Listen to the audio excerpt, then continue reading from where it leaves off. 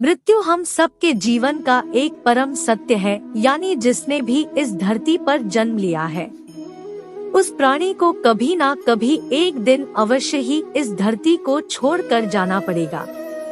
श्री कृष्ण ने भागवत गीता में कहा है कि आत्मा एक निश्चित अवधि पूर्ण होने के बाद एक शरीर को त्याग कर दूसरे शरीर में धारण करने वाली तृतीय है, अर्थात जीवों का शरीर तो नश्वर होता है जबकि आत्मा अजरमर होती है।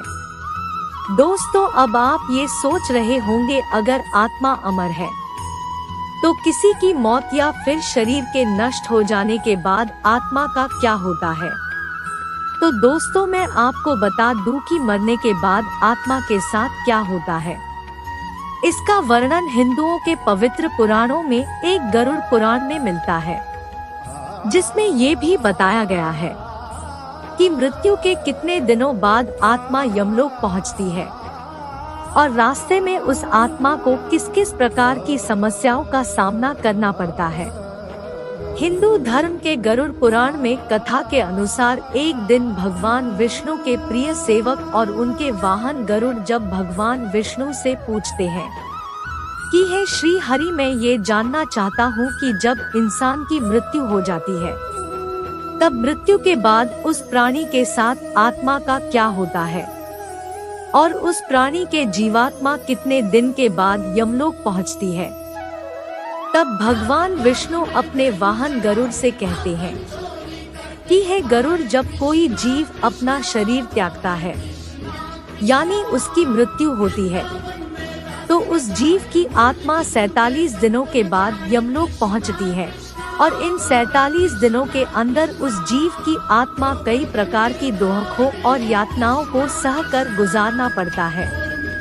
आगे भगवान विष्णु कहते हैं कि जब भी किसी जीव की मृत्यु होने वाली होती है तो सबसे पहले उस प्राणी की आवाज चली जाती है और जब अंतिम समय आता है तो मरने वाले व्यक्ति को कुछ पल के लिए दिव्य दृष्टि मिलती है। इस दिव्य दृष्टि में मनुष्य अपने जीवन में किए हुए अच्छे बुरे सभी कर्मों को और संसार को एक रूप में देखता है। जब लगता है उस जीव की संपूर्ण इंद्रियां शिथिल हो जाती है, उसके बाद मृत्यु के समय यमलोक से 2 यमदूत उन्हें लेने आते हैं। यमदूतों को देखते ही आत्मा डर जाती है और शरीर से बाहर निकल जाती है। जैसे ही आत्मा शरीर को त्याग कर शरीर से बाहर निकलती है, वैसे ही यमदूत उस जीवात्मा के गले में पाश फेंककर बांध देते हैं और उसके बाद यमदूत उस जीवात्मा को लेकर यमलोक की ओर स्थापन कर जाते हैं। गरुड़ पुराण के अनुसार यदि मरने वाली जीव पुण्यात्मा हो तो परमात्मा उस जीवात्मा को भगवान के द्वारा वाहन से लाने के लिए भेजते हैं। लेकिन अगर वह जीवात्मा अधर्मी, पापी और नीच है तो उसको यमलोक के रास्ते में आने वाले गर्म वातावरण, अंधेरे और आग के रास्ते और वैतरणी नदी से होकर गुजरना पड़ता है। उस पापी आत्मा को यमलोक पहुंचने पर कई प्रकार की यातनाएं दी जाती है। फिर उसी दिन उस आत्मा को आकाश मार्ग से वापस उसी के घर में छोड़ दिया जाता है जिस घर में उसने अपना शरीर त्याग दिया था, ताकि उसके परिवार वाले रसोई में कर्म कर सके। यानी 12 दिनों तक आत्मा अपनों परिजनों के बीच रहती है और जब 13वें दिन जब उस आत्मा का पिंडदान किया जाता है तब उस आत्मा को यमदूत एक बार फिर से लेने आ जाते हैं। इसीलिए दोस्तों, हिंदू धर्म में ऐसा माना जाता है कि मनुष्य की मृत्यु के 10 दिन तक पिंडदान जरूर करना चाहिए।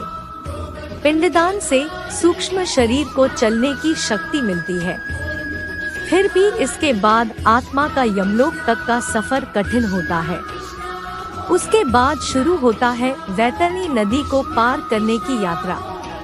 अगर मनुष्य जीते जी गौदान किया जाएगा तो उसी गाय की पूंछ पकड़कर वह वैतरणी नदी पार करता है। अन्यथा इस नदी को पार करते समय भी पापी जीवात्मा को कई यातनाओं से होकर गुजरना पड़ता है। गरुड़ पुराण में वैतरणी नदी को गंगा नदी का रौद्र रूप कहा गया है। इस नदी से हमेशा आग की लपटें निकलती रहती है, जिसके कारणवश ये देखने में लाल दिखती है। इस नदी से गुजरते समय जीवात्मा को कई खतरनाक जीवों का दंश पड़ जाता है। इस नदी से गुजरते समय आत्मा को ऐसा महसूस हो रहा है जैसा माना जाता है जैसे कि कोई उसे इसमें डुबोना चाह रहा हो। वैतरणी नदी पार करते समय उसे पीर से भी गुजरना पड़ता है। इस तरह पापी जीवात्मा को इस नदी को पार करने में 47 दिन का समय लगता है। उसके बाद जीवात्मा यमदूतों के साथ यमलोक पहुंच जाती है, जहां उसे उसके कर्मों के अनुसार सजा भुगतने के लिए नरक में भेज दिया जाता है। इसलिए दोस्तों, अगर आप मृत्यु के पश्चात इस तरह के कष्टों को नहीं भोगना चाहते हैं तो अपने जीवन काल में अच्छे कर्म करें, क्योंकि चाहे आप जिसके लिए भी जीवन भर बुरे कर्म करते हैं, ये याद रखिए कि मरने के बाद कष्टों को भोगने के लिए एक के साथ साथ वहाँ कोई नहीं होगा।